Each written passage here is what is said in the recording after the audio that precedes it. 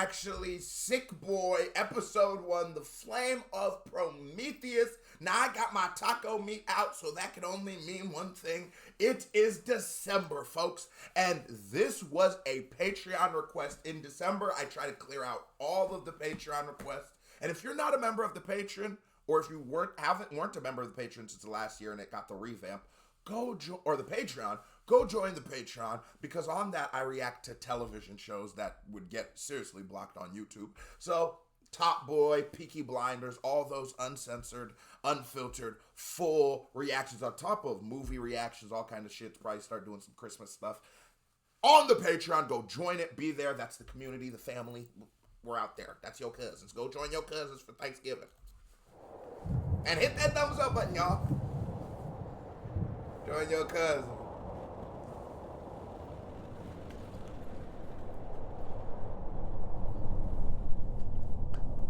Have you ever heard the story of Prometheus? Let me start somewhere near the end.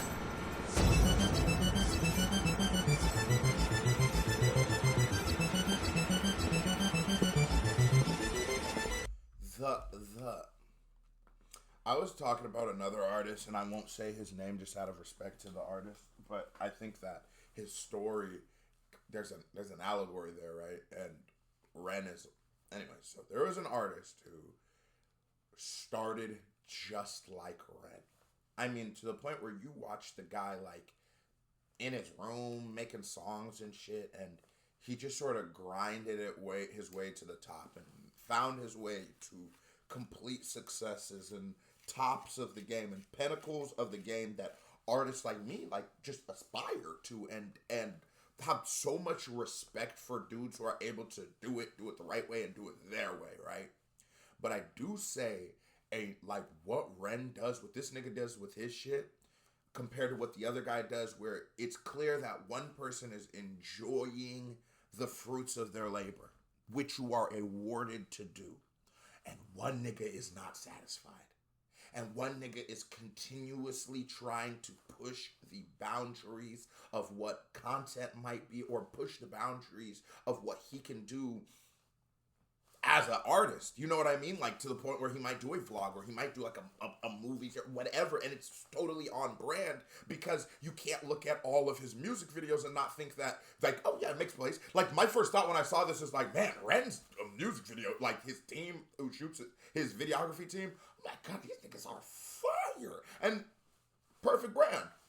Isn't that a great brand to have? But it tells you that there's going to be a point that you are going to reach in life when, at least maybe for me, the first sort of set of goals that I had in life, I've sort of, they're there, or they're almost there, right? And you start realizing that you could rest on your laurels. I could probably just, like, chill out, never really do nothing crazy on YouTube, and I'd be straight for life. I'd be like, you know what I mean? As long as I just keep putting shit out, but I never, like, push the boundaries. I just sort of keep saying yes, nodding my head and shit like that. I could make well enough to live off of. But I don't want to do that, because it's like people like REN, you watch him and you go like, no. And that's why that nigga is that nigga. That's why he's him. Because he just, bro, it's like a movie. It's so inspiring to see that shit. And I genuinely, from the bottom of my heart, admire people who, if you've been on my channel for a long time, I'm sorry this rant has gone on for a long time, how many artists, since I've been reacting to them on YouTube, just, like, don't make music anymore? How many? Since I've been on this channel, I'm not the oldest YouTube channel by any means. How many of these people just the Great don't Collapse, make content? the Sick were... This nigga in here making movies. KBD award goes to you. Rant over. Let's get to the movie. Rounded up like rabid stray dogs. Those who were strong enough were put to work in subterranean farms. First, they would be stripped of all dignity afforded to a human. Then, their bodies would be decontaminated and purged of the stench from the surface. Gotta get this merch off. Great product placement, because it's like, nigga, I could have put a Snickers commercial in here, but now I'll put Sick Boi merch. That was good. Kudos. In order to create an effective cog, you must first bleed it of all autonomy and free will. He or she must stop being human and become a limb. Those who were deemed too sick for work were discarded. To keep them alive would only further... He already said, though you don't need to be human, it's just like a limb. It's like you just need to be a cog in the machine. And in a lot of processes in life, you realize that's really what it do be. You start realizing, like, there is a hint to public school that it feels like some kids are sort of being pushed to be, let's say, 100K or below in life. And for a lot of kids, it feels like they're being pushed to be well below that. And then there's some kids that you feel like they're sort of pushing to be like, this nigga might be in the 1%. Like, if he did achieve that, it wouldn't be that far off. But he had a different kind of experience in this world. And I think the scary thing of this world is they'll advertise to you the beauties of the world, but it isn't necessarily accessible to all of us. But it is. That is also another thing that I believe that we could all make it to that way. But the nigga, some of our paths are going to be way harder. And the system's created that way because it's meant to break you on the way up. Drain the earth of vital resources. It was a kindness to let them die. For years, this is how the program would run. But, like many systems that came before it, it was at the mercy of chaos theory. Chaos theory is often misunderstood. It is an oxymoron, a determined element of chaos, one that can send a whole system spiraling into mayhem.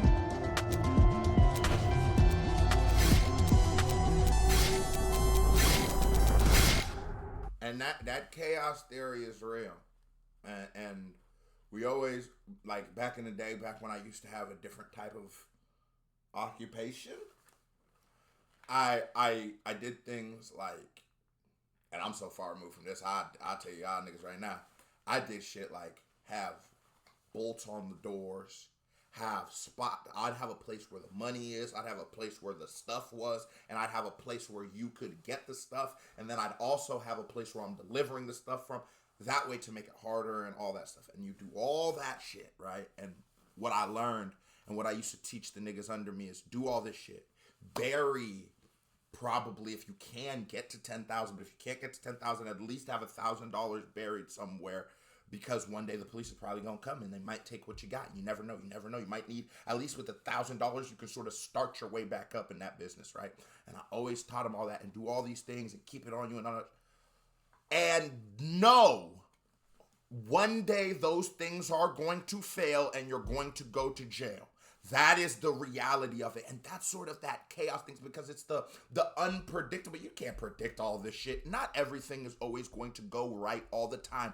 People are people. So it is unpredictable. I can't really tell you what happens when a nigga goes into an interrogation. But it's like, pray for the best and prepare for the worst. It's sort of those kind of situations. And I am a firm believer in that. And even in whenever you're making a plan, at least put 10% in, and you learn this from wrestling. Like when we wrestle, you come in with the shot, you come in with your plan, come in with your first 6 moves. Nigga, most of the time, not one of those 6 work, and now you have to, because you're dealing with a grown-ass man. I'm 200, at the time, 220 pounds, wrestling another 220-pound high schooler. And nigga, you ain't just walking in and grabbing him like Batista. So you have to prep for none of that shit's gonna work. And now we just sit here rumbling. And now we gotta know who got a better rumble game. And then, you know what I'm saying? I'm Rumble Johnson with it. You heard. There was a prophecy. It told of a genetic anomaly, a human girl whose DNA harbored immunity to the virus, a blueprint for the future. For decades, the humans searched, setting up a global infrastructure of testing facilities in vain. With time, the candle of hope burnt down to a blackened wick. Whispers of the prophecy could like, y'all remember his fucking video in the bathtub, bro? Now he in here branding bitches on some freaky shit. Like, bro, nigga done. A man can dream, not just... They'll be caught traveling on the wind between members of the sick. Rivaling factions saw it as nothing but a dying superstition. Others clung to it. Is this what this nigga's album about to be? Oh, this nigga coming with some shit, boy. I ain't gonna lie to you. Like an amulet of hope. The rich and the elite, of course, used it as a method of control. Of course.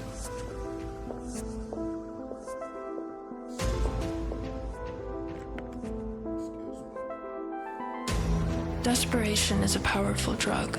Above fear, above loyalty to the party, the Dominion understood this and used it to their advantage.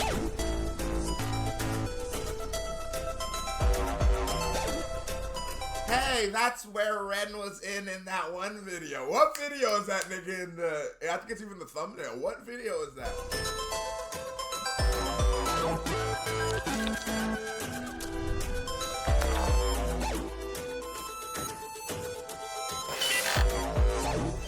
If you strip man of his basic needs, with enough time, he becomes a beast. Without shame and without morality. Primal. How ironic that the creations and brilliance of man should reduce him to his primal state. I guess with time, everything returns to source. While it was still part of protocol to test every subject for immunity to the virus, the outcome was predictable. There was no suspense. Any hope that testing would bear fruit died years ago. That is until we introduce chaos theory.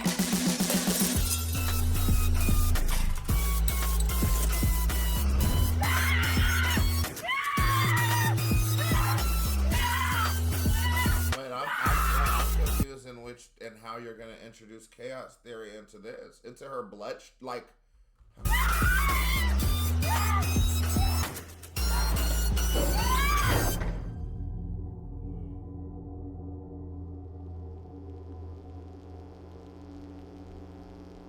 SickBoi.com.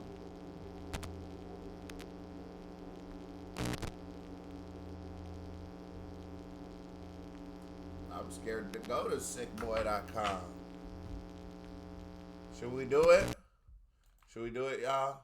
Yeah, it's right here. Slaughterhouse. Sick Boi. Boy. I don't know what to say. Sick Boi. Enter the decontamination zone. Capitalism's a motherfucker, REN. I always tell you guys, hit that thumbs up button and spend your money on him. As you should. It was really dope, bro. He deserves it. Hit that thumbs up like KBD Philly. Love y'all. Salute. We out of here.